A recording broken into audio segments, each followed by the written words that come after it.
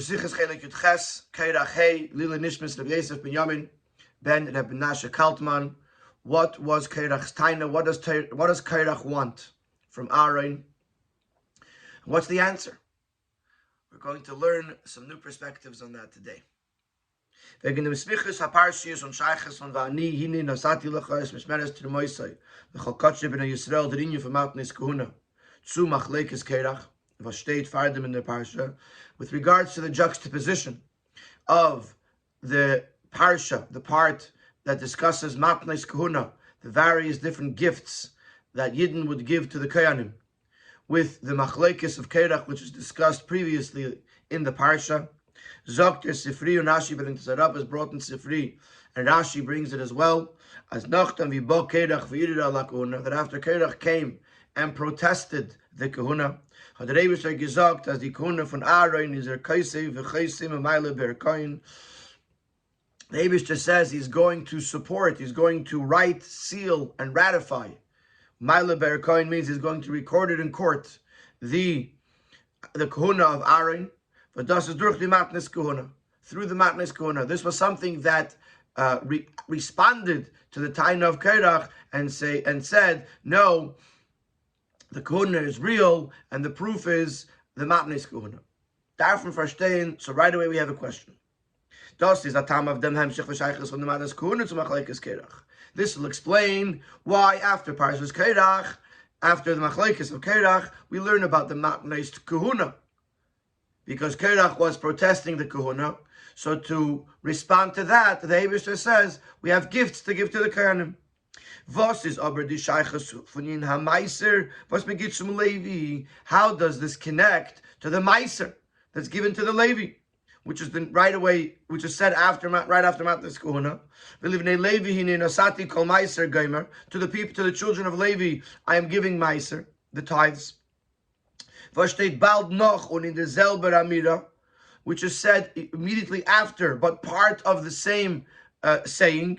Von ani chelkecha, I am your portion, which is explained in Targum Yenison or Targum Onkelos. Matan on the Yahivis lach inun chulkach, the presents that are being given to you, that is your portion. Matnes Kahuna. In other words, when the Eibishter says, Ani chelkecha, I am your portion, how does he express that? Through the Matnes Kahuna, which seemingly included in that is Meiser. So what's the connection of the Meiser to Machlekes Korach? The Meiser was for the Levi, not for the Kohen. So the fact that Korach was Ma'arer, protested the Kahuna, how is the giving of Meiser a response to that? Nochmer, not only does not connect to Machlekes Korach, nor is it it's actually the exact opposite. Machlekes Korach has given nor ala Kahuna. Ubigashtem kam Kahuna. Machlekes Korach was specifically against Kahuna, as it says in the pasuk, and you requested Kahuna, you desire Kahuna. Unitaf Levia, his issue was not with Levia at all. Korach allein is doch given on Levi. Korach himself was a Levi. From the important Leviim, Ben Yitzhar ben Kahas, he was a grandchild of Kahas. Kahas was the more important family of the Leviim, which is why Kahas carried the Kalim from inside the Mishkan. So Korach was a Levi and an important one at that. So clearly Korach didn't have an issue with Leviah. So the fact that now we seem to have to respond to Leviah as well seems to be opposite of Korach's taina. So we have to understand this question. We have to answer this question. What is the connection of Meiser? The Rebbe suggests a very balabatisha answer, which the Rebbe will immediately refute. Here he says, Korach has been for Shevet Levi. Since Korach was from Shevet Levi, as we just said, und die Machlekes is gekommen von ihm, und noch andere von Shevet Levi, and the Machlekes, the dispute came from Korach and from others within Shevet Levi. Das Gufe, was sie seinen gewähnt, Bnei Levi ist gewähnt die Siebe von Zetayin und Machlekes, the fact that they were from the Shevet Levi, that was the cause of the argument. Wie Moshe hat zu sie gesagt, as Moshe says to them, Shimon Bnei Levi, hama'at mikem ki hivdil lekei Yisrael eschem yadas Yisrael. Listen here, children of Levi, Is it not enough for you that the Eibishter separated you, designated you from amongst the Jewish people, lave to serve, etc.? And he brought you and your brothers from the family of Levi closer. Upikashtem gam kahuna, and you desire also kahuna. In other words, if it was a regular yid that had nothing, so you would say he wants to become holier, or he wants something. But the Moshe says to Shevet Levi, you have something already. How can you ask for kahuna as well? So part of the extent of the machlokes was from the fact that they were Leviim. You can't so because of that we could have made a mistake. And think as to leave them is chas v'shalom geminit geworden von der chshivus und tafkid von Shevet Levi. So you would think that this diminished the importance and the role of Shevet Levi. If this is how they're acting, obviously they're not up to task. And therefore, together with the commandment for matnis kahuna, the Eibishter also commanded to give meiser. But das lernt uns as die Bnei Levi seine gebunden bechashivusam, to teach us that the children of Levi, the sons of Levi, retained their importance. So this is a very simple solution. The Eibishter is commanding him a matnas kahuna to solidify the stand of the koyanim, and the Eibishter is giving meiser, the mitzvah of meiser, to retain the importance of the koyanim, of the Levium. So the Beshver has to sagen, however, the Rebbe says that this is a difficult answer. Difficult to answer. Well, from them was the from the fact that it's said in one continuation. If it's actually said with a vav that connects the two, v'livnei Levi hinenosati is mashmaz echt die sheiches von jener Meister der Levim zu machlekes Korach is in demselben Eifen v'teichen with die sheiches von matnas kuna zu machlekes Korach. It seems that the same way matnas kahuna connects to machlekes Korach, that it's coming to respond to machlekes Korach and not just to answer something of negativity. I would think that the same thing applies. I must say that the same thing applies to the Meiser. That it's coming to emphasize the greatness of Levi, of Levia, not just to react, to respond to something that I would think that they lost. So, to say that Matnas Kahuna is to teach us the greatness of Kahuna, and Meiser is just because I would have thought that they actually lost their standing, doesn't seem to flow. Additionally, and this is a more general question. Since everything in Torah is precise, we must say that the connection of the matados, the gifts to the Kohanim and to Levim, to machlekes Korach is not in even klali. It's not just a general connection. As matnas kuna is a simin stam verayitz mechazis and kunas aranach and irur. That matnas kuna are a random sign, a random proof to strengthen the kuna of Aaron, as if to say it could have been anything. Hashem could have said to do something else, to say something else. It was just something that had to strengthen the kuna of Aaron. Nor that's not how Torah works. Nor as an inal from matnes kuna levia hatashayches machlekes Korach. We must say that if this is what the Eibishter chose to ratify the standing of the Koyanim, it must mean that there's a deeper internal connection between matnes kahuna and machlekes Korach. Gitan enfer auf tanes Korach. And the matnes kahuna actually respond to Korach's claims. Korach has an issue, and matnas kahuna is going to be the answer. So at this point, we have to understand, how does Meiser fall into the picture? And in general, although the Sifri and Rashi brings this inyan, the matnas kahuna is a response to Tainus Korach, we have to understand how. What is the deeper meaning here, and what is the back and the forth? Siv Beis. Siv Beis, the Rebbe is going to give the first suggestion of what the matnas kahuna is doing here, and in order to do that, we have to first understand what is Tainus Korach.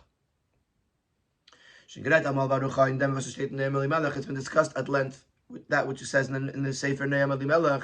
This is brought in the Sikh in Chelek Ches, where the Rebbe discusses this concept at length. As the Inyan from Korach was the Targum Taitz V'Yispel Korach, like the story of Korach, which in the beginning of the parsha says Vayikach Korach, Korach took. Says the Targum Unkelos, V'Yispel Korach split, Korach divided. Says the Ne'em Elimelech, this is similar to the Rakia, the heavens that split between the upper waters and the lower waters. The Rakia means the heavens. What it did was it separated and it divided between heaven and earth. And this is what Korach's argument consists of. Korach is separating heaven and earth as follows. Since a Kohen is totally removed from the world, he's involved with holy things, only with holy things. As the pasuk says, Aaron is separated, Aaron is designated to become holy, kodesh, kadashim, holy of holies, one of he and his sons, especially Aaron, about whom it says that he should not leave the Beis Hamikdash, comes Korach and says, I understand, Aaron is holy, the Kohanim are holy, holy of holies. Is madua tisnasu al kal Hashem? How can you lead the people? V'azei unfarvos darf sein die Ashpon for den der Isnasus und Aaron of Eden kal Hashem. How and why would there be a impact of the leadership and the holiness of Aaron and the Yidden, as that they should elevate themselves, to remove themselves from the world, because their Aveda is to involve themselves with the physical world, and to use the physical objects of the world and make them as a receptacle, turn them into a receptacle for our godliness. So Korach is saying, how can you mix the Kohanim and have them lead the Yidden if they're in two different worlds? The Kohanim are Kodesh Kadashim, they're holy of holies, they have no connection to the world whatsoever. The Yidden are involved in the world, and how do the two connect? This is Korach's Taina.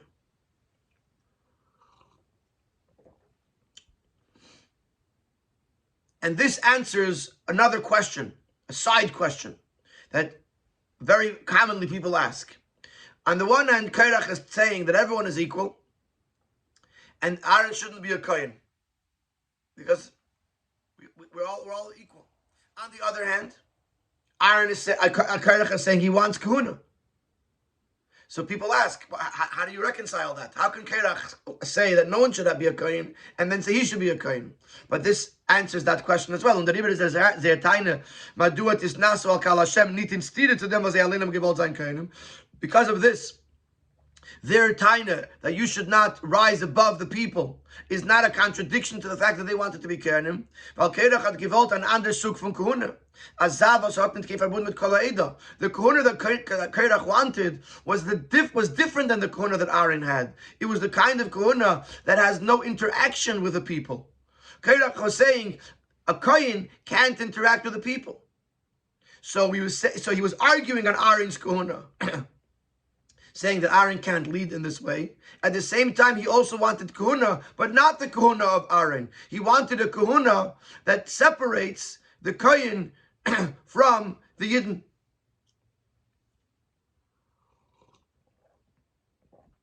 And to strengthen this point, that sometimes a leader is too holy or too removed to lead, similar, we find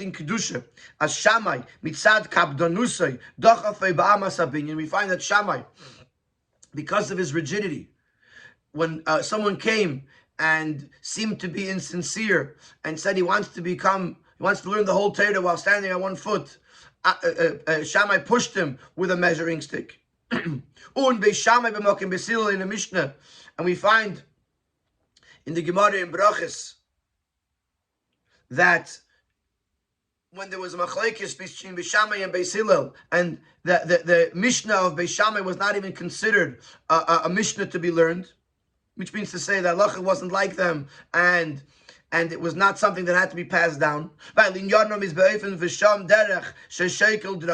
Because the idea of Shammai is that he estimates, he measures his steps, every step that he takes. There's a certain sense of rigidity, which is good for Shammai himself, but Shammai can't lead if he's going to be that kind of person. Another example, Rashbi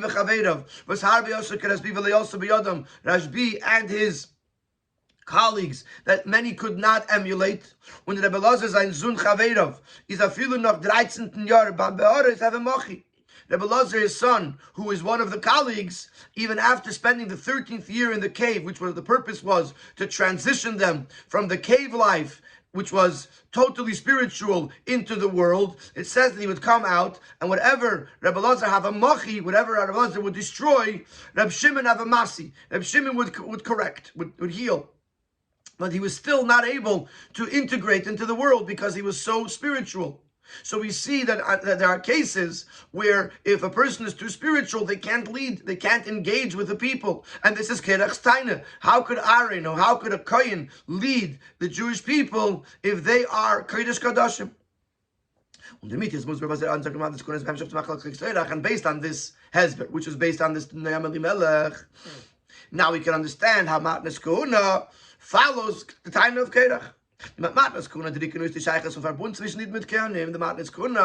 they highlight the connection between the Yid and the Kohen. As Yidden geben sie ihr Eigentum zu the Kohanim, Yidden give of their own wealth to the Kohanim, despite the fact that they are removed from the world. They elevate their material things. They werden matnes kuna, which become gifts to the Kohen. Peace of ze zogmen ani chelkecha. On these matanos, you say, I Hashem are your portion. They given ze zum Eibishter, in a sense, they are giving these gifts to the Eibishter. So, while Korach screams, you can't mix heaven and earth, you can't mix above and below, says the Eibishter to Korach, look at matnes kuna. Matnes kuna is elevating the below to the Kohanim and connecting it to Hashem. It is possible.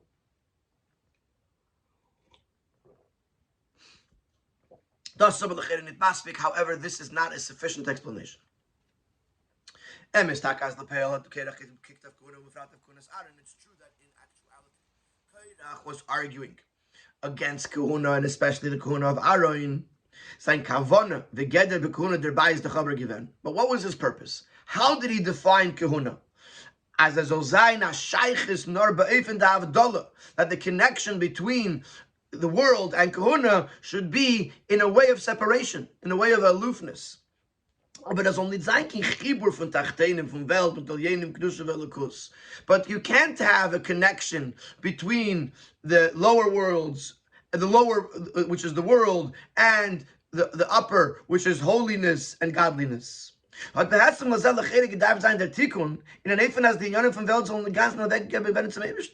if we wanted to rectify that, it has to be with something that is totally elevated.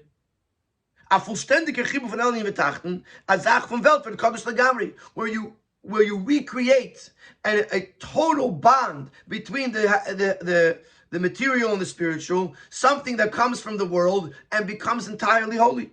The karbanis, for example, karbanis, was mis makira from mizbeach, which is being offered on the mizbeach, fad dem Eibishtin for Hashem. Sie seien in ganzen Kodesh. Aber nicht matnes Kahuna bechlal, but achilas hanos hakenim and kamem seine chulin. But matnes Kahuna doesn't seem to do the trick, because it's for the physical enjoyment of the Kohanim, and some of them don't become holy. They remain chulin. They remain in the status of regular things.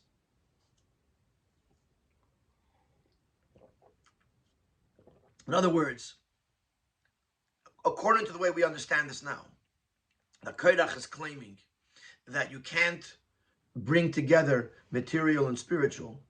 Then the perfect answer would have been a carbon. A carbon is an animal that you take, you bring it onto the Mizbeach, you make it Kaddish, so you see something that's from the physical world that's totally transformed to make it holy. That would have been a perfect answer for Korach. But if you look at Matnas Kahuna, for example, where the Kohen is enjoying it and eating it and having regular material, physical benefit from it, it doesn't show that something from the world became holy. It's not really holy. You don't see that transformation. So the Rebbe says that if this is the Vart of Korach, that Korach wants that to highlight that you can't connect the material and the spiritual, then Karbonis is a better response. Matnas Kahuna is an insufficient response, and therefore there must be more to it that we haven't gotten yet. Now, what's going to happen is, in the course of the Sikha, the Rebbe is going to introduce two more perspectives on Tainus Korach, and each one is going to deepen our understanding of what Korach wanted, and our understanding in how Matnas Kahuna and beyond are responding to that. So it's a slow process. In the meantime, we're also going to learn the connection between Parshas Korach and Gimel Tammuz, the Yom HaGeula of the Frierdiker Rebbe from jail. And at this point, before we go on to the next stage of the beard of Korach, we're going to introduce the concept of Gimel Tammuz. Parshas Korach Leimen B'Kamashanim in der Woche Gimel Tammuz. Parshas Korach is read many years in the same week as Gimel Tammuz, or der Vidheintigsgar in the Tag Gufa with that year. That the Rebbe said the Sikha. Shabbos itself was Gimel Tammuz. The Tag was the Rebbe der Shveiz befreit geworden von Tfisen Yortef Beis Bezayim, which was the day that the Frierdiker Rebbe was released from jail in the year 1927. As alle Mördim seine Berumes in die Parshias, welche man lehnt in dem betreffenden Zman, according to the Shalah, especially according to the Shalah, that all Yomim Tovim are hinted, are alluded to in the Parsha that's being read in that corresponding time, is moving is understood that the Teichen von Tag, the Shaychus from Teichen von Parshas Korach, that the theme of the day of Gimel Tammuz is connected to the Teichen of Parshas Korach. Leighton Eben Dematen Biur in the meaning of Machlekes Korach.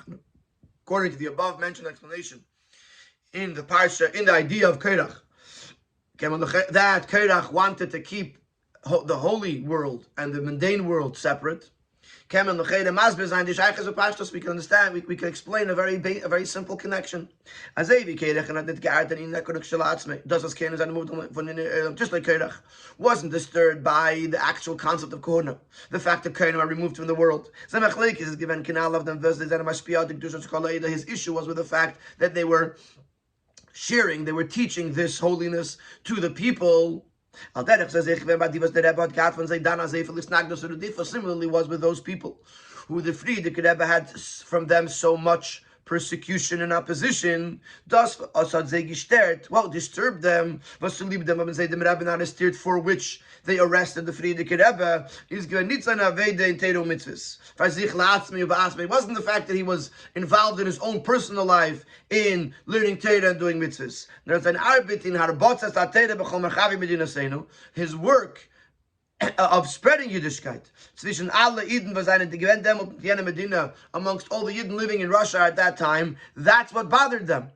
His own kedusha didn't bother them. It was the hashpoah, or in this way harbotza, the spreading of this kedusha to everyone that bothered them. Al derech zeh. Similarly, we could say that just like by Matnas Kahuna, this ratified the stand of the Kohanim.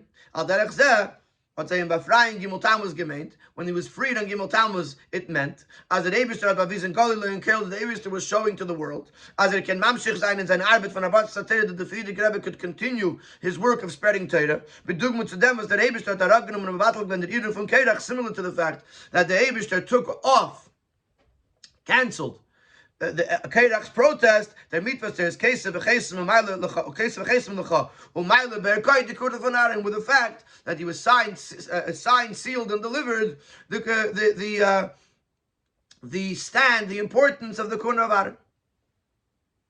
Now, however, says the Rebbe that it's not a good comparison. Why? Gimel Tammuz is doch noch nicht gewend die volle Befreiung von Rebbe. Gimel Tammuz wasn't the complete release of the Frierdiker Rebbe. Man did befreiing von Tzvisa, he was released from jail. But then he was sent off to exile in a far-off city, called Kastrama, where he could not carry on with his work of spreading Torah properly. He was far away, and obviously he didn't have the same connections, and he didn't have the same, that he wasn't surrounded by the people. He wasn't able to do, and he was being watched by them. So he wasn't able to carry on with his work. This happened a little bit later on Yud Beis Yud Gimel Tammuz when he was released from Kastrama back to his own home. And even then there were hardships until he left that country, until he left Russia.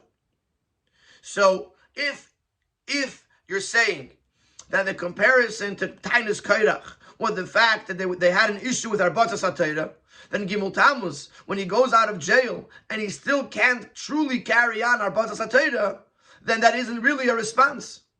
Muss man sagen, als die Ähnlichkeit von der Geule von der Rebbe mit Ninien von Kesef v'Chesem l'Chomayla Berkain Kunas Aaron, therefore we must conclude that the comparison between the Geule of the Frierdiker Rebbe on Gimel Tammuz and the fact that the Eibishter ratifies the Kahuna of Aaron is verbunden mit der Teil von der Geula, is connected with this part of the Geula. Wie is noch gewähnt nach Kolpone bechitzenis in the Agbalus von Galus, but Divas haben ihm arrestiert, is with the Geula of Gimel Tammuz, which at that point he was still under the limitations of the Galus from those who arrested him, specifically there. In other words, if the issue was only Arbatzas HaTorah, then the answer to that is Yud Beis Tammuz, when he's given the green light to go ahead and do what he does, and do what he does.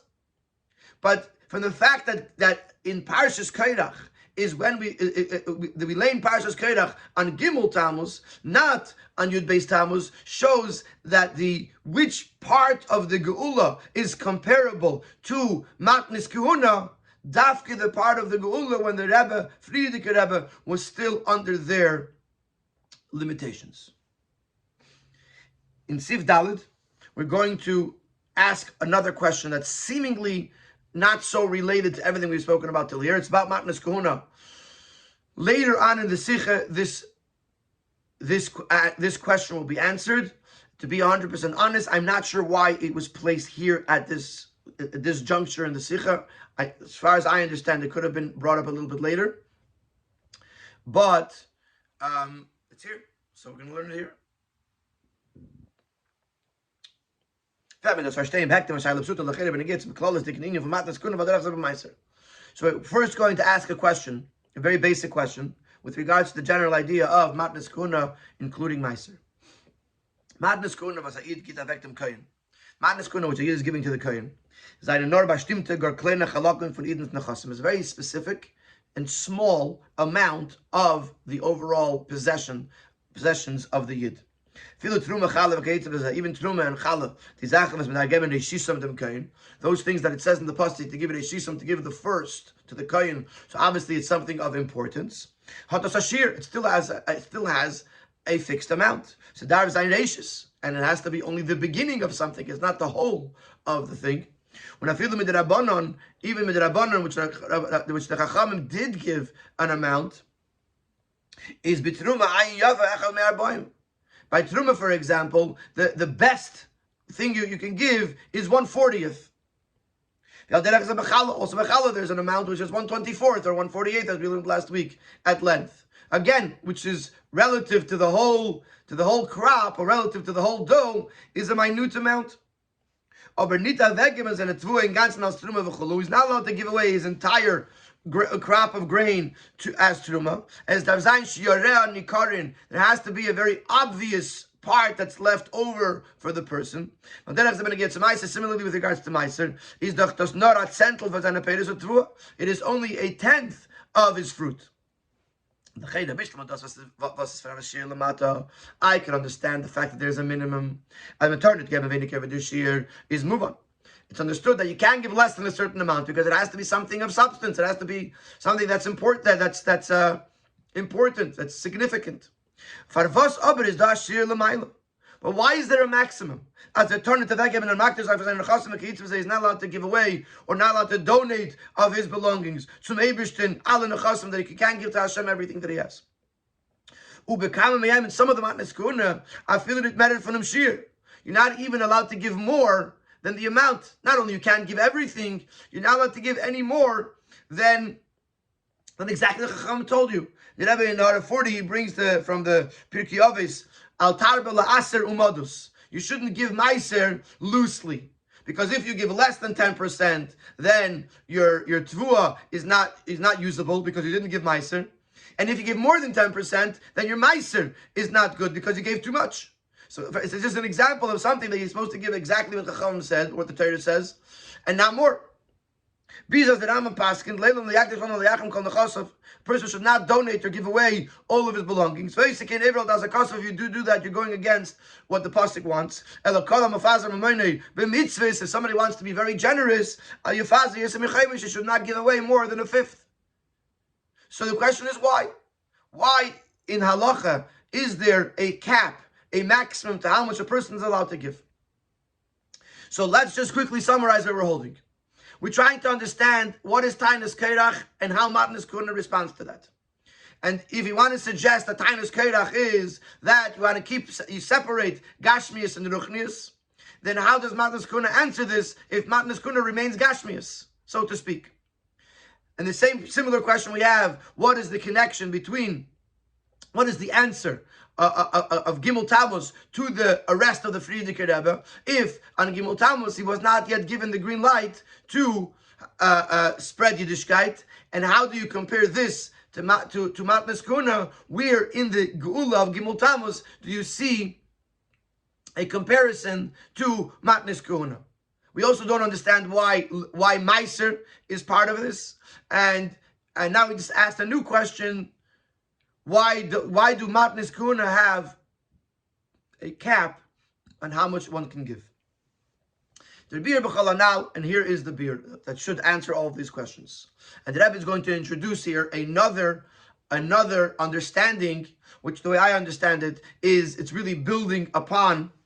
That's what it's mashma from Order 44, that this really builds upon the previous beer, but adds more information so that it becomes more understood what the taina was and what the answer was. He says, Chassidus explains the difference between Kohanim and Leviim. As a Kohen is Nyani Isha Chesed, and Nyanim Shel Leviim is Gvura. Kohen represents Chesed, Leviim represents Gvura. Korach was said Ben Levi.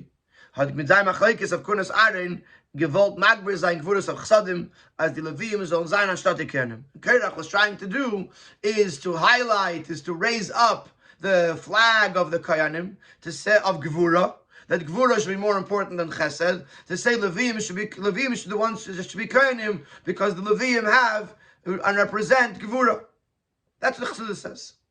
How do we translate this in our own words? In Avedis Adam is the Chelek to Chesed Gvura. In our own life, in our own service of Hashem, what's the difference? Chesed is in Yoni Hashpal M'mayla Lamata Shuv in Welt. Chesed represents to give from above to below, from someone who has more to someone who has less. So from above to below, just like Chesed is water flows from higher to lower.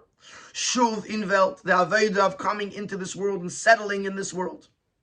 Gvura is in Yana Hallah Milatan Lamaila. Gvura, on the other hand, is to elevate. Like Gvura is compared to fire, which is constantly going upwards. Ratzu, Aruiz came from Welt. Gvura represents the yearning and the desire to leave this world.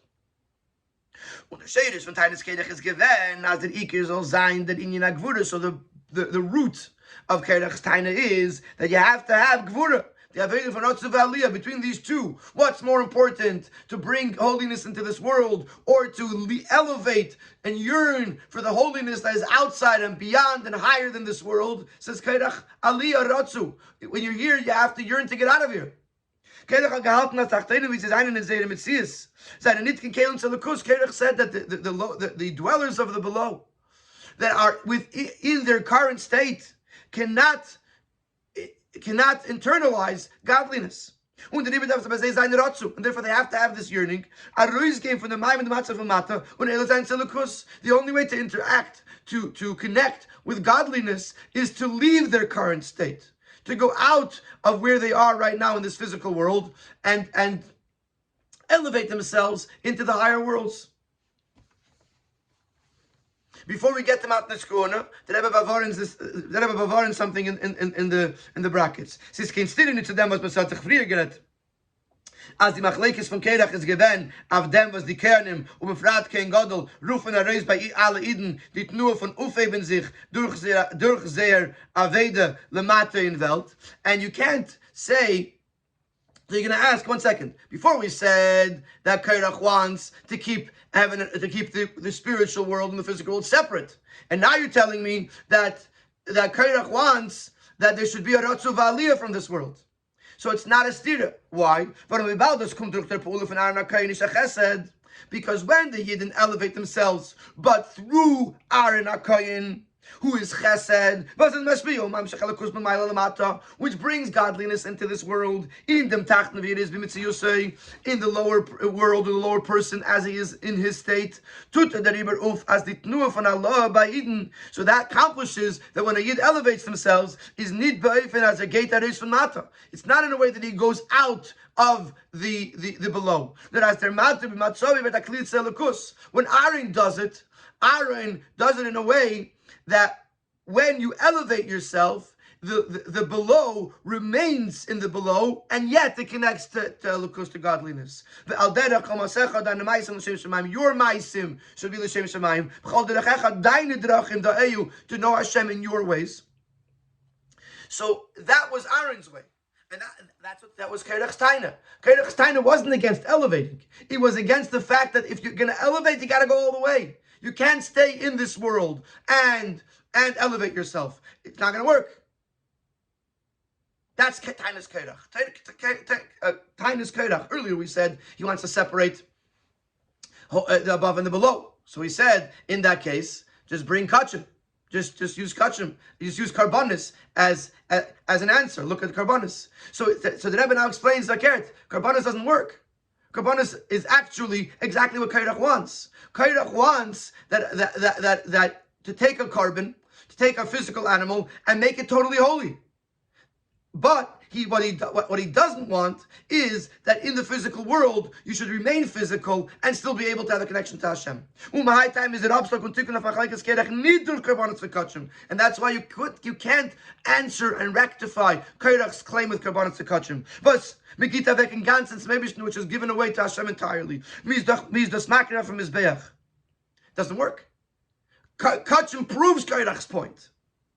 That if you want to elevate something from this world, you have to transform it. It has to become Kedusha. So how do we answer Tainus Korach? No, Druchlini from Manas Kuna Davka. Manas Kuna answers the question. In the Kravas HaKabonis, Ubechalas the from Kachim, Vasa'id is Maktish, Nan Nechasam Lashem. When it comes to karbonis and the general things that the person donates, this does not express this idea that through that physical objects, that objects of the below could become and internalize elokus. The karbonis are leaving the space of the mundane. They're leaving their connection to the person below, and they become holy. So that doesn't highlight that you could take a tachtoin and connect it to Elokus. Moshe came back matnes kuhuna. Was a mensch geht weg von seinem Vermögen zum Kohen. A person's giving his own belongings to the Kohen. Und der Kohen esst it, the Kohen eats it. It's not becoming a carbon. It's not becoming going on the mizbeach. It's being eaten by the Kohen. Unes werd be'em lemashcha ligdula. The pasuk says about matnes kuhuna lemashcha, to anoint. It says actually ligdula. This gives the Kohen royalty. He eats it the way it's eaten in the by royals, even in the world outside of the Jewish world. And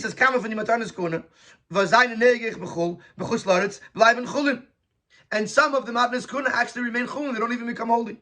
Dafki in them is nikiru mudgish as eich b'matzavam from the yanim delamata al chulin than the shaykh tzelikus. Here you see the dichotomy. Here you see that the Kohanim are eating it, they're enjoying it, and it's chulin. So it's not part of the world of kedusha. And still, you're giving it as a gift to the Kohen, you're doing a mitzvah with it, you're elevating it. Here you see that you could take a tachton and make it into and give it a connection to Elokus. This is the answer to Tainus Korach. Tainus Korach is that the mata, the tachton, can never have a true connection with Elokus unless it becomes transformed. Says the Eibishter, no. Look at Matnas Kuna. Matnas Kuna is something which remains in the world of Tachton, and yet it's ani chelkecha. It's a mitzvah. It has a shaychus to the Eibishter. So in the first explanation that the Rebbe gave, v'ispeleg, that Korach wanted a separation of heaven and earth, but we didn't understand how deep that was. So we asked the question, 1 second, if you want to prove that you could elevate heaven to earth to heaven, use karbonis. According to this new understanding, that Korach is not what Korach wants is not to say that you can't elevate. But if you're going to elevate, you have to elevate entirely. You have to totally remove yourself from the world. Similar to what was said by Nadav Avihu or other situations where the person wanted Klais HaNefesh. They wanted to leave this world. That's Korach's taina. So the Rakachim just proves his point. So the Eibishter says, no, Matnas Kuhuna.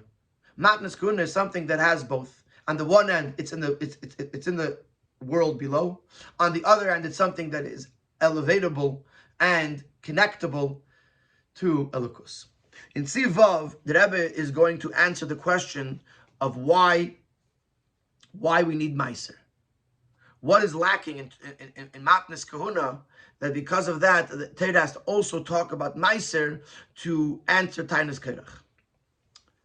Aber eich von Matnas Kahuna is noch nicht mutiges Betachas und Beschleimus, als eich dwaram tachtenim, wie sie seinen bematzev de Mata, werden sie verbunden mit Elokus. The truth is, says the Rebbe, that even by Matnas Kahuna, it still doesn't fully, truly emphasize that something that is from the world below, in the matzev, in the state of the below, can connect to Elokus. Varum, Aleph. 2 points. Number 1, Reiv Matnas Kahuna, most of the Matnas Kahuna, which are the Eser, B'Migdash, V'Arba B'Yerushalayim.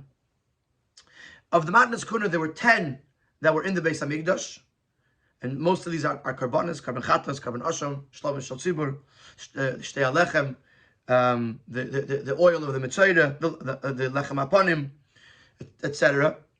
There were 10 in the Beis HaMikdash, 4 in Yerushalayim, and 10 outside of Yerushalayim in the rest of Eretz Yisrael.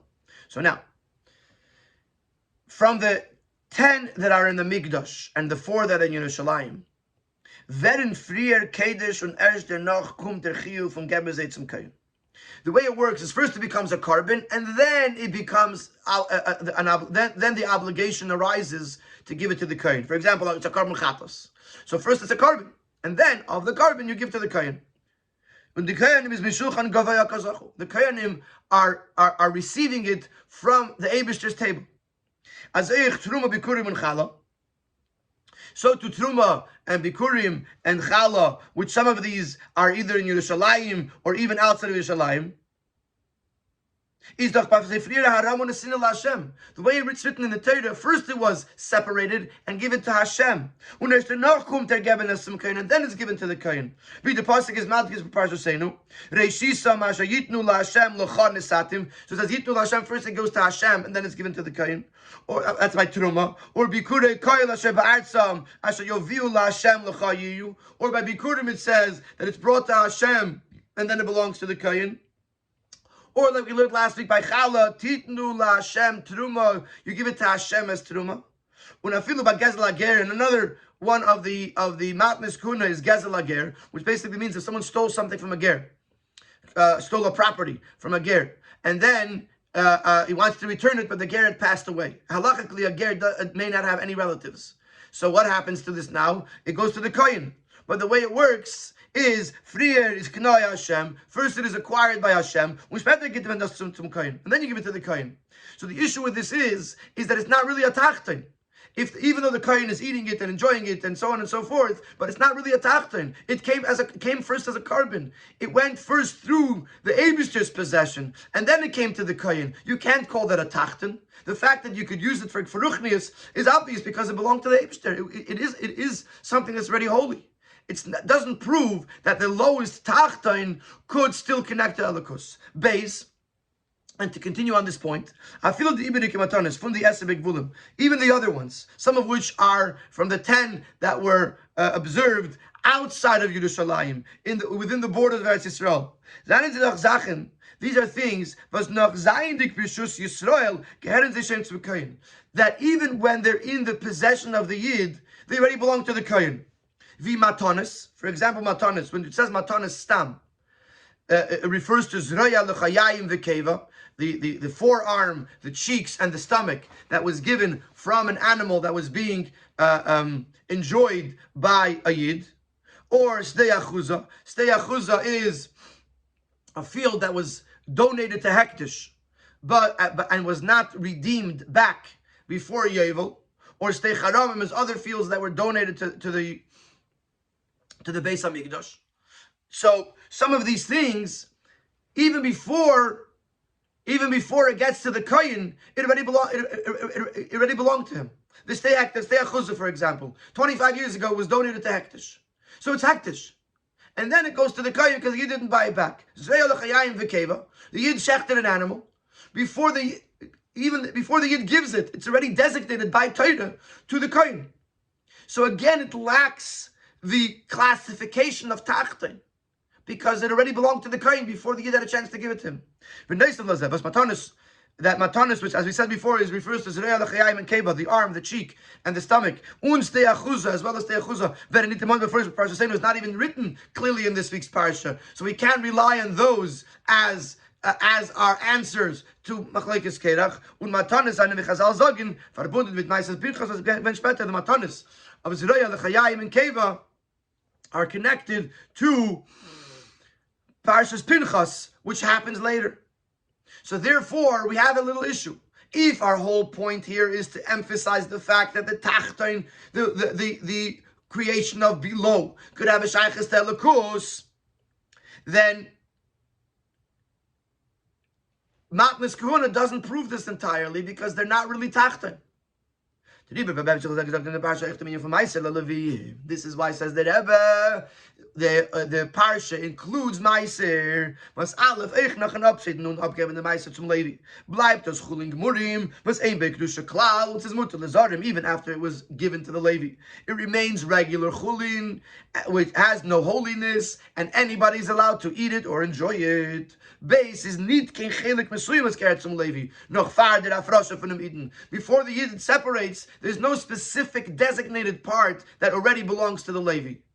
There's the Zerei L'chayayim Keva, you know which part of the Behemah belongs to the Kohen. By the Meiser, any part that the Yid chooses to separate could become Meiser.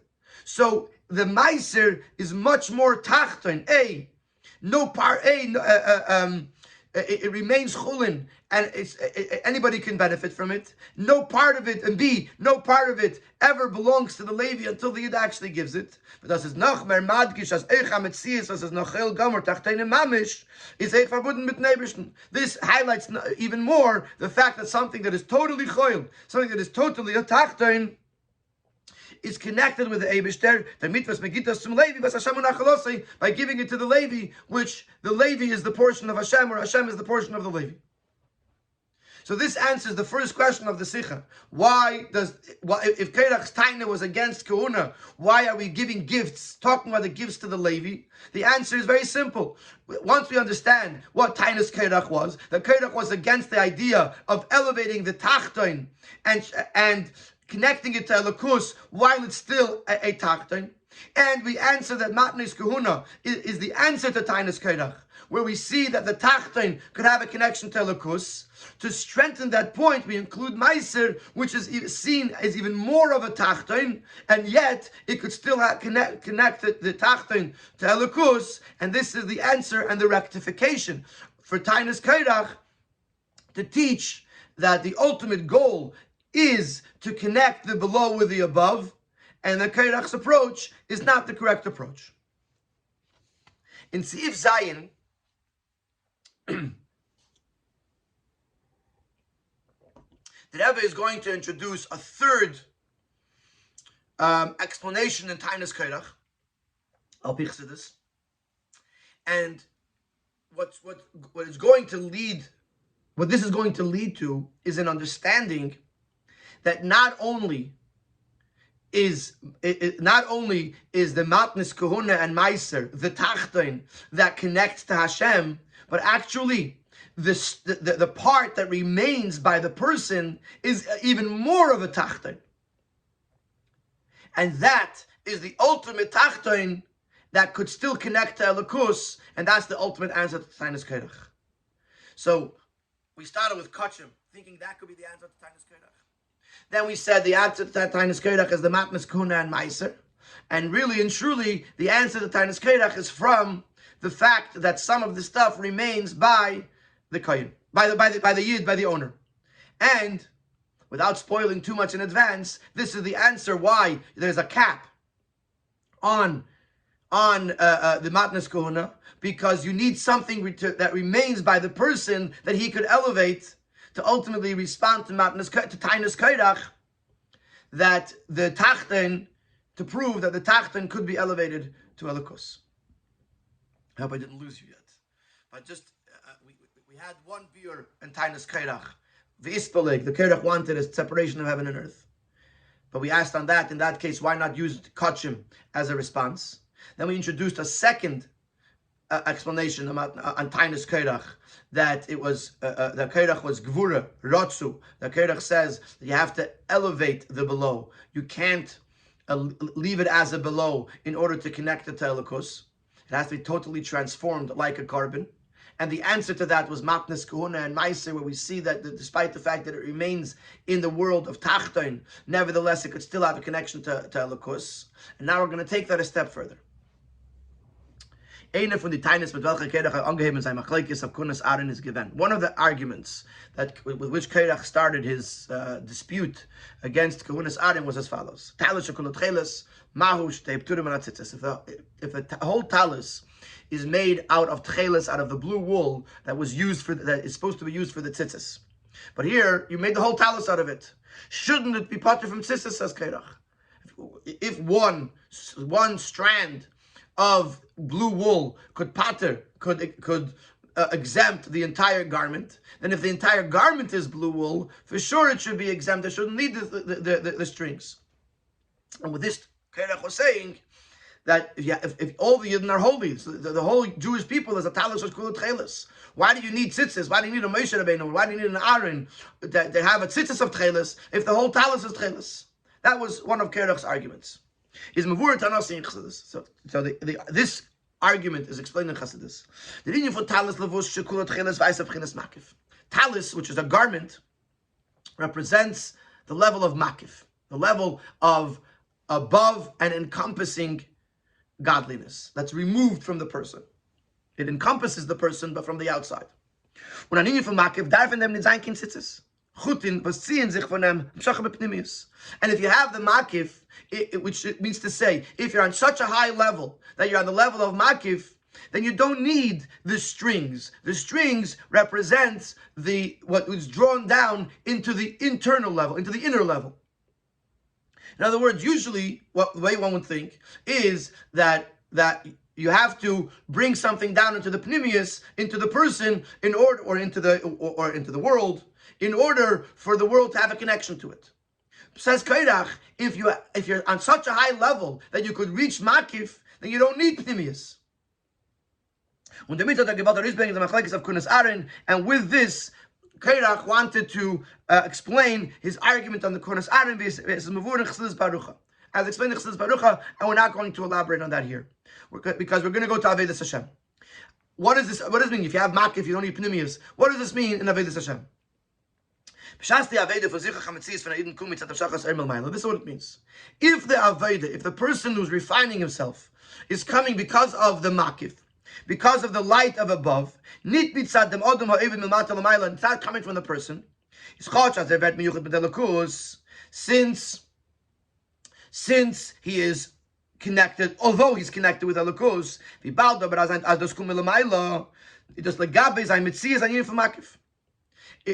in comparison to him, this is something that remains removed from him. Korach's argument was that if you have a makif, you don't need amshach b'pnimius. The answer to that is just the opposite. That if you have a makif, it could be very, very high, but it doesn't affect the person. The whole uftu of amshach b'pnimius is that it should affect and transform the person, should have an effect on the person. So what we're saying to Korach is that if a person is going to serve Hashem, or going to refine himself because he feels forced to do so, because there's such a strong, powerful light from above that overwhelms him, and tries to change him, but it's not coming from within him, then it's not really going to have an effect on him. So that's the back and the forth. Korach is saying you have makif. What more do you need than that? And the answer is, if you have makif, it doesn't affect the person. You need hamshacha b'pnimius. That's the back and the forth. So now let's take that now back to the Matnas Kuna. As bedakus, that on a more refined level, is euch der Ingen von Meiser noch nicht den ganzen Aspekt auf Tikkun auf Achalekes Korach. If that's the case, then even Meiser doesn't truly respond, and doesn't sufficiently respond to the Machalekes of Korach. Now, medarf euch haben den, why? Because, as he's going to explain in a moment, this is just an introduction piece, because Meiser is a mitzvah. A person does it because Hashem says so. It's like a makif. It's like something that's coming from above, that it's not coming from within the person. Nor medarf eichabin. Dem inyin was matnis kuhune meises an mashpia lamata. You also need the part where the matnis kuhune have an effect on what's below them. Und sie seine madgish bringen arois dem ibriken tail nechasim was bleiben by dem Eden, and how they emphasize the greatness of the rest of the belongings, the rest of the possessions that remain by the Yid. And the Rebbe explains, Matnas kuna nazech ma'asik shelatzma, Matnas kuna for itself. We both that Yid is in Mekayim, the Farvas is an mitzvahs Hashem. Yid is doing it because the Eibusher commanded him to do so. The Farv wird durch sei nit dadurch gesagt beschleimus, als euch dwarm gashmim, wie sie gefinden sich in ganzen sehr geder Beziehur, wenn kelen tlalakus. They do not emphasize how something that's in the below world could retain its current state, its current definition, and at the same time have a connection to Elokus.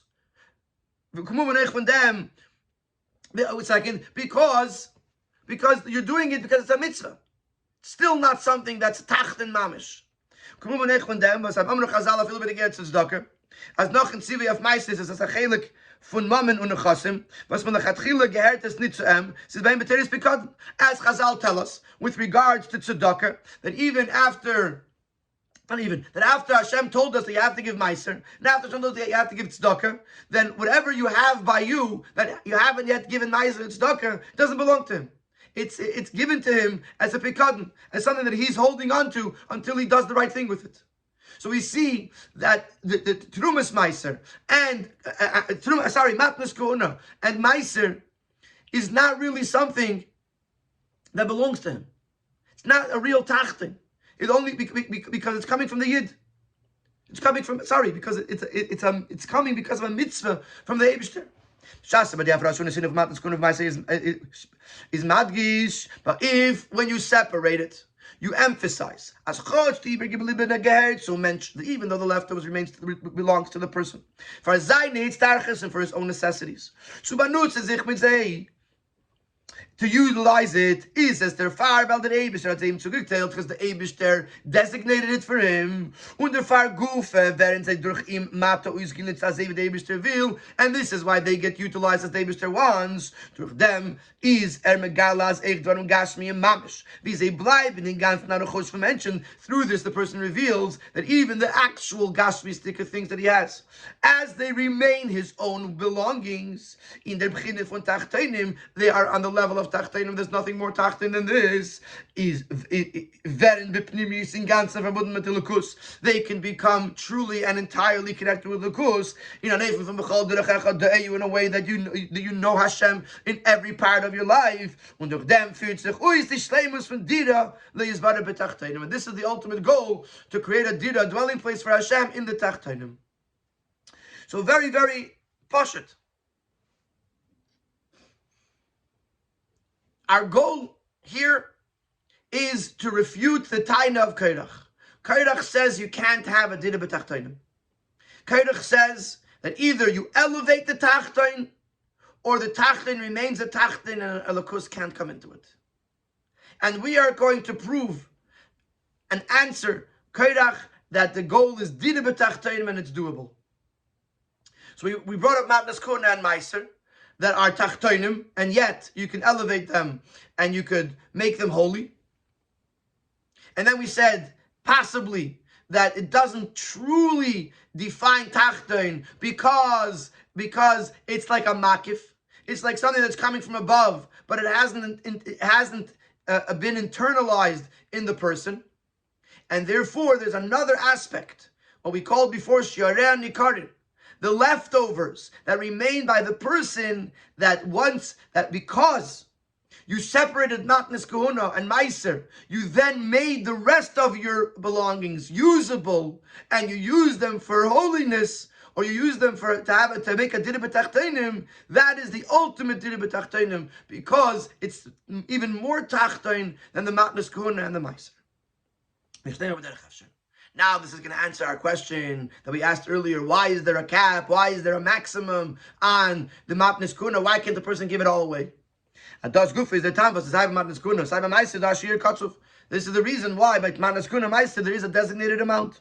When a man started to veggive as an ganzen nechasim, and a person is not allowed to give away all of his belongings. Warum? Die Verbundenkeit mit der Elokus in die nechasim is in another even wie in die was darf weggeben.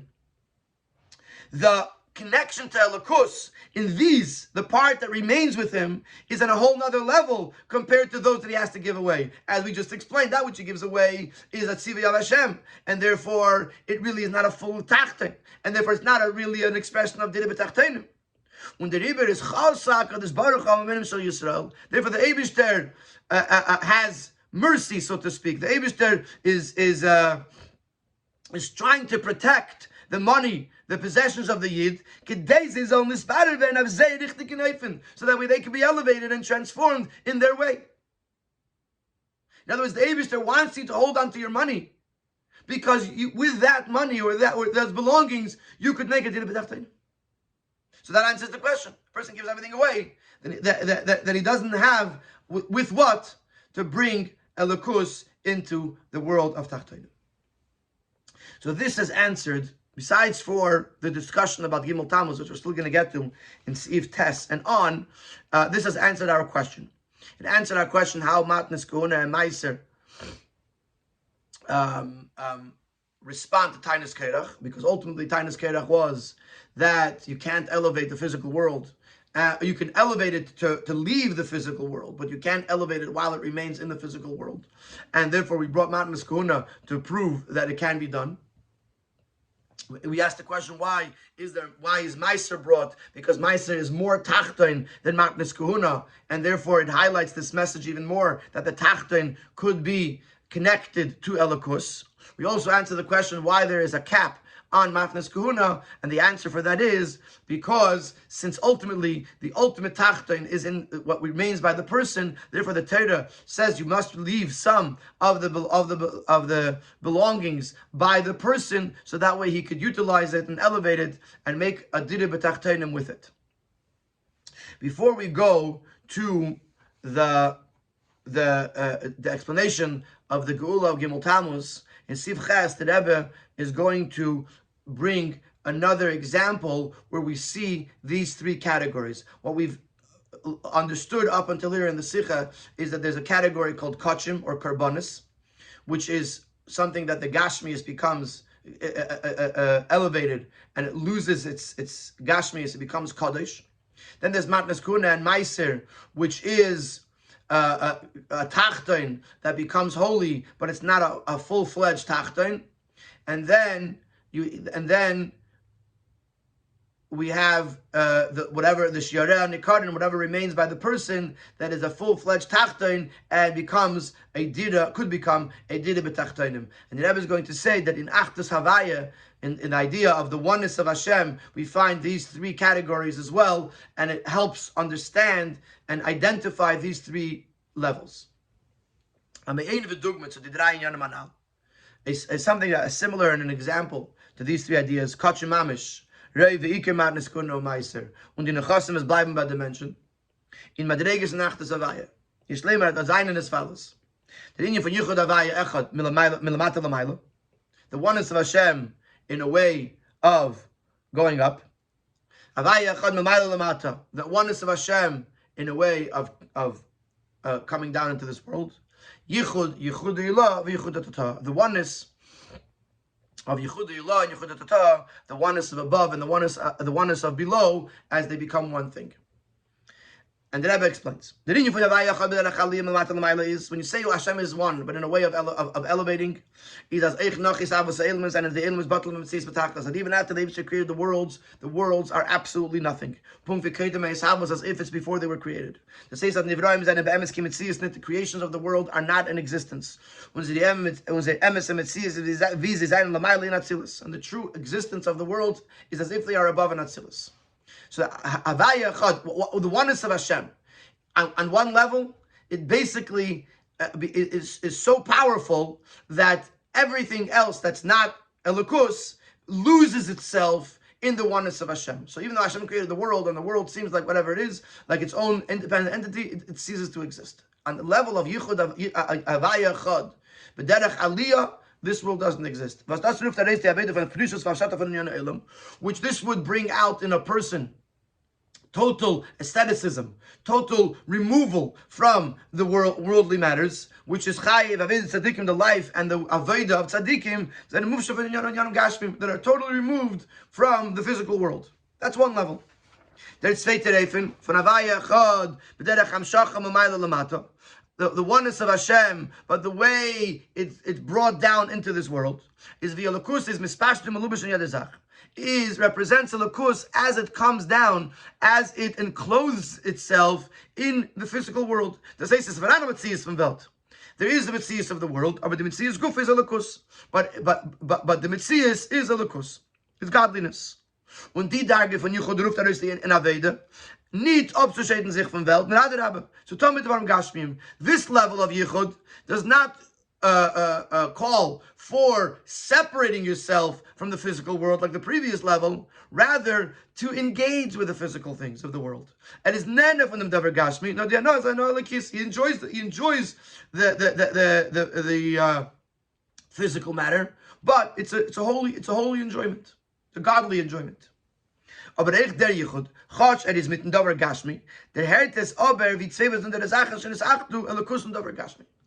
But even here, even though we are acknowledging the existence of the physical, nevertheless, it's still two separate things. You have the Gashmi, you have Elokus, and they come together as one. But the oneness still allows each one to retain its individual identity.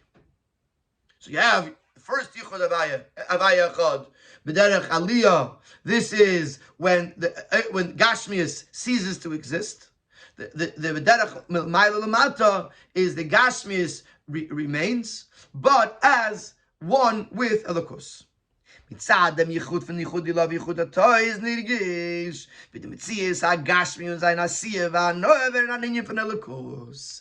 The highest level, in a sense, one could say it's the lowest level, but the highest level, in a sense, is that not only is there a Metzias of Gashmias, but the Metzias of Gashmias becomes Elokus. So, in the first level, the Gashmias ceases to exist. In the second level, the Elokus impacts the Gashmias, but the Gashmias remain separate from Elokus. One, but still retaining its own identity. In the third level, it's reaching to the lowest of the worlds, but Elokus is there, and that gives the Gashmias its Metzias. So it's one thing, but it's a Metzias of Gashmias that is Elokus, which is similar to what we said before about the Tachtoinim, the what belongs to the person, which is regular Tachtoin, and that could be elevated to Elokus, and that's the ultimate Dira B'Tachtoin. The first level is like Kachim. You took a Davar Gashmi, and you made it into a carbon, which means the Gashmi ceases to exist. The second level is like Matnas Kahuna, that it's not really a Tachtoin. So therefore, its Kedusha doesn't permeate the Tachton entirely. So that it's a Tachton, but nevertheless, since it's not a total Tachton, the Kedusha doesn't permeate it entirely. And the third level is Dira B'Tachtonim, which is that it's a Metzias of Gashmias, but in the Gashmias, what you see is the Elokus. So this gives us another level of understanding what these three dargis are, and what Korach wanted was taka the first level, that to elevate the Gashmias, to remove it from the Gashmiistic world b'chlal and be totally Elokus or totally Kedusha. And the response to that is in this world what we need is the Tachton. We need the Tachton to have a connection to Elokus. And in Sif Test we're going to go, it's going to get a little bit easier now, a little more Gishmak. And no, it's also very Gishmak, but a different type of Gishmak. About the Geula of the Friedrich Rebbe. Based on all of this, and remember the Nekuda is the Davkin, the Tachton is where you see the connection to Elokus in a way like no other. Now we'll understand the connection of Gimel Tammuz to Parshas Korach. Gimel Tammuz about them Rebbe den ganzen befreit. Ich von Golos Kastrama. Yud Beis Tammuz on the Friedrich was totally free, even from the Golos, from the exile in Kastanama. Driegt sich nicht aus, beschleimus, wie die Arbeit von Abad Satere Vayadus hat gepeilt, eich auf die Tachtenen, was man arrestiert. You were there, you can't really truly see the impact of the Friedrich Rebbe's work on those who arrested him. As eich says on of the Maskims, and that they too should have to agree. But devil does not the Rebbe begin there is very Damas, because in a practical sense, the Friedrich Rebbe at that point was out of their control. Even though they continued, as long as he was in Russia, they continued to go against Yidden and Yiddishkeit. But once the Friedrich Rebbe was freed from jail entirely, so he was not under their control anymore, and therefore you don't see how they were transformed. But Gimel Tammuz, when they the adversaries, the enemies, sent him to Kastarama. Fahren die Kain, hat noch fahren ankommen die Kain, eingeordnet, soll dort zu Neufkleiben Inglach machen a cheder. And even before he got there, he arranged to gather children and make a cheder. Verrichten die Mikve, to fix the Mikve. Und gesagt, Chassidus dort und tot Chassidus over there. Darf die in dem hat sich ausgedrückt, als Tachtene Mamisch. Wie sie stehen noch in their niedrigsten Seer. Over there, this highlighted that the lowest of the low, as they are in their state of lowness, sie halten noch dem Rebbe bei sich in Golos, they're holding on to the Rebbe in exile. Seine Maskim of Abad Satere Vayadus, they have to accept that the Rebbe is going, that the Friedrich Rebbe is going to spread Torah and Yiddishkeit. Similar to what we said, that the ultimate rectification that negated the Taina of Korach, as echtet varim Gashmim, wie sie seinen in Seir Metzias, von Tachtene Mamish, seien sie bepnimius Malakus. That Dafke, the lowest of the low, as they are in a state of Tachten, to recognize that they truly are Lakus. Similarly, that Dafke Gimel Tammuz, when the Friedrich Rebbe was still under the control of the Yevsektia, Dafke there, do you see the greatness of the Friedrich Rebbe and the Geula of the Friedrich Rebbe, that he was able to begin his avodah once again, even while under their noses. Based on all of this, we could say, as these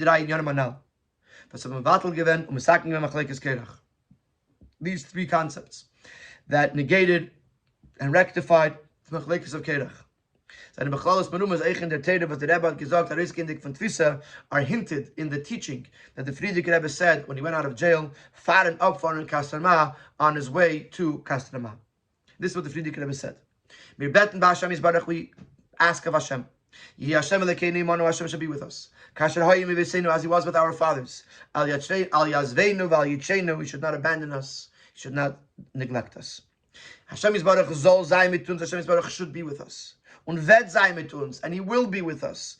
Kasher hoyim v'seinu, as he was with our fathers, hagam mi zayne doch nit gleich zu v'seinu. Even though we can't compare ourselves to our fathers. Who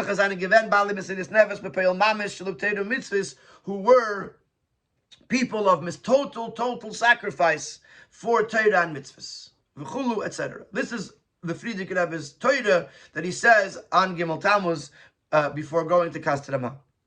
Ubahaktim de lechera darf verstehen. The Rebbe has three questions on this statement. Aleph, in Lashna Bakasha, Yi Hashem Elokeinu imanu. May Hashem, our God, be with us. Bishlashim Avaya, was meint, dass der Eibischter ist, berege echad. Elokus, was ist Hecher von haben Hashaychas zu Welt.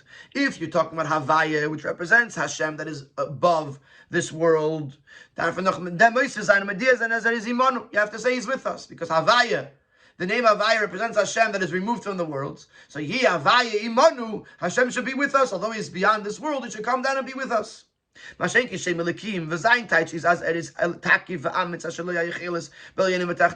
Elikim, which represents the Eibishter, as he is a ruler that has powers in the upper worlds and in the lower worlds. When Elikenu, our God, is the Pirush as their Eibishter, that Hashem is our strength and our vitality. So this represents that the Eibishter is with us. Is the Cherenit so and the Vart Imanu. Then if he's saying he Hashem, Elikenu, Hashem should be our God, then why do you say Imanu? He should be with us. It's already understood in Elikenu. Oh, there's a Kedash thing, he Hashem Imanu. Either say he Hashem Elikenu without Imanu, or he Hashem Imanu without Elikenu. Why the double expression, Elikenu, Imanu, our God who is with us, Imanu to be with us? Base. He Hashem Elokeinu Imanu is Dachshalei Berach Mervun Al Yizveinu Val Yitzenu. Hashem should be with us is way beyond. He shouldn't abandon us. Shouldn't let go of us. So why does he have to add after? If he says Hashem Elokeinu Imanu, Hashem should be with us. Why does he have to add on top of that Al Yizveinu Val Yitzenu? Gimel. Third question was probably popped into your head as soon as you heard the title of the Friedrich Rebbe.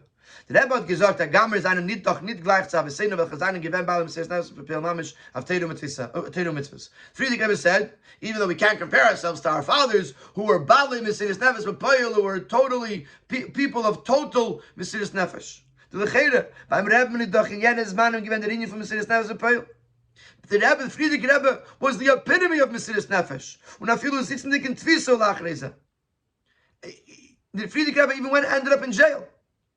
Is a film is also sagen, dass mit Zader an von dem hat gehalten, dass ein Messias Nefesh von as ein Messias Nefesh is nicht gleich zu dem Messias Nefesh von Avicenna. So even if you would say that due to the humility of the Friedrich Rebbe, he felt that what he was his Messias Nefesh couldn't compare to that of his fathers before him.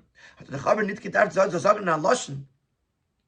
Hagam is eine doch nicht gleich zu Avicenna, was eine gewinnt mit Baal Messias Nefesh mit Peil, was a shell in ganzen Messias Nefesh Peil mamish. He shouldn't have chosen words that seemed to negate entirely everything that he was doing.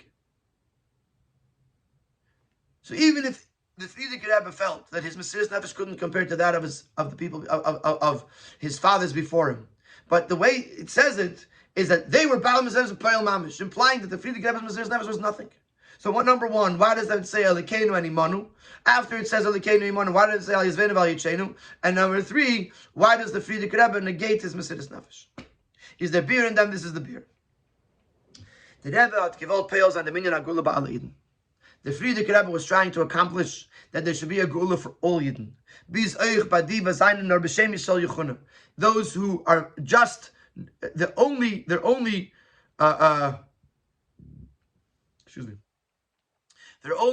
claim is that they're called Yidden.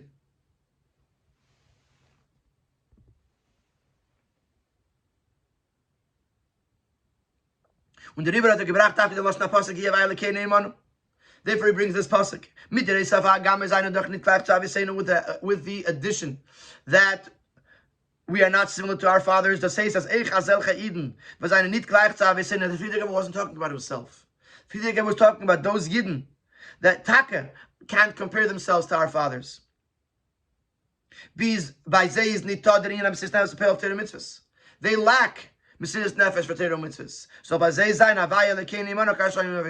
this tefillah, this Torah was referring to those Yidden that are in a situation that are not Bali Mesiris Nefesh. They're not ready to give up their lives for Yiddishkeit.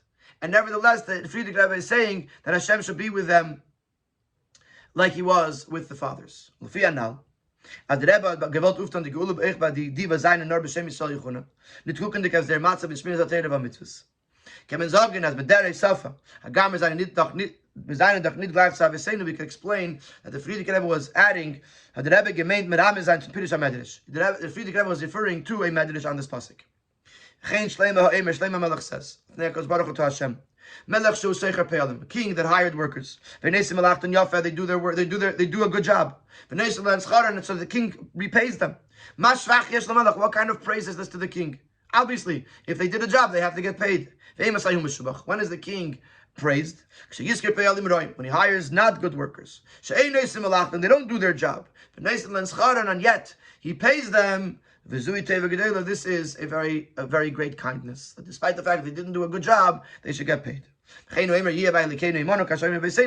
says the Medrash, that's the meaning of this pasuk. It says, the